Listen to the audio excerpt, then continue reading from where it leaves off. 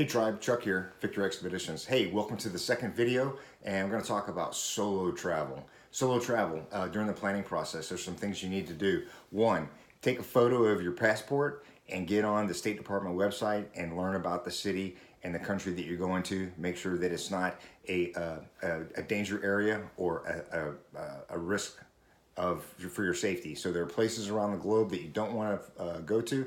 There are places around the globe that you want to go to, but you have to have caution because it is somewhat dangerous.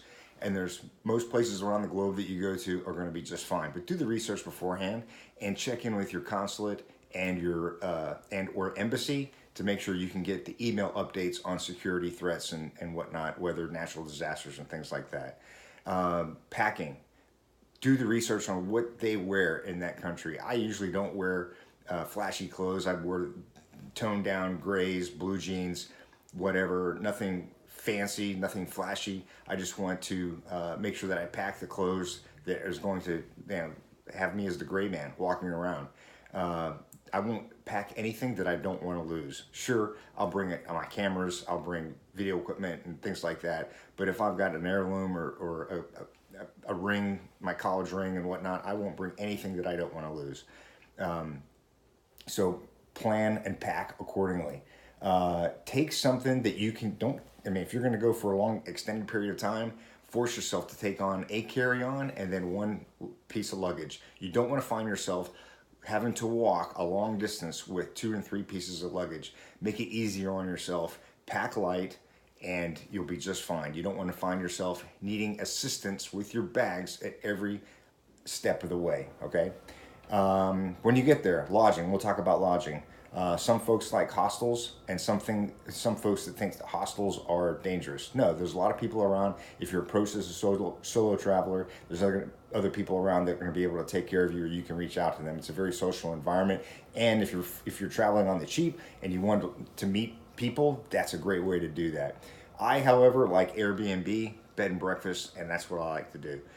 Why? One, if I'm traveling solo, I'm going to eat most of my meals inside. I'm just going to eat and run and go do what we need to do. I will go to restaurants, and some people have a problem eating by themselves. Some women don't like to sit at a restaurant and sit and eat. It's very awkward. People will approach them, but quite frankly, if you go to a restaurant where there's lots of locals, that's normally not the case. Normally, in most countries, they see someone eating solo, they're going to be looking after you. The tourist places. Okay, so I admit I like to go to the Hard Rock cafes and all the big cities that I've gone to around the world. I like to get a t-shirt and, like a refrigerator magnet, whatnot. So I'll go eat in those places, and those are the best places to eat solo anyway, because you're going to find other travelers there, number one. But two, you're going to find locals there. They're going to be able to help you out, and it's very open, and everyone's out there, and it's very, very safe. As you're traveling on the street and you're walking, you're going to and from, stay around people. Stay where it's visible. Don't go down dark alleyways and places where you may not be seen, okay, by others. So stay visible and stay open. Walk with confidence. Don't walk looking down at your map or looking at your phone doing this, because if you're doing this, people's going to see that. You're going to get some rake to come over and they're going to snatch your phone. Don't do that. If you need to get your bearings, take a quick look at your bearings where you're on a bus or on a train or whatnot. You can do that. But if you're out and about, go to a coffee shop, buy a bottle of water, buy a coffee, sit down, get your bearings, and then go, okay?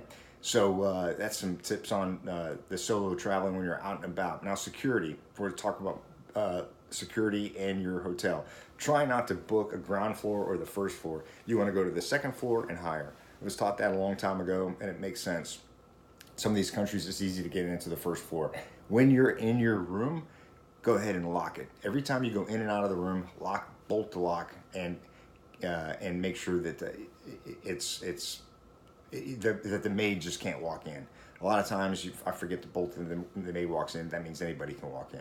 So bolt the door on your hotel all the time, anytime you go in or out, without fail. Contacts. If you join a Facebook group, if you have a fixture, if you know somebody, your landlord for your Airbnb or your bed and breakfast, I always put their local numbers in my phone. So if I have any questions, any problems, you're their guest. They are going to go out of their way to make this experience a joyful one for you. So use them as a resource. They want other customers to come back. They're going to bend over backwards for you. So use them as a resource. If you don't know nobody in that country, do that. I'll talk again about transportation.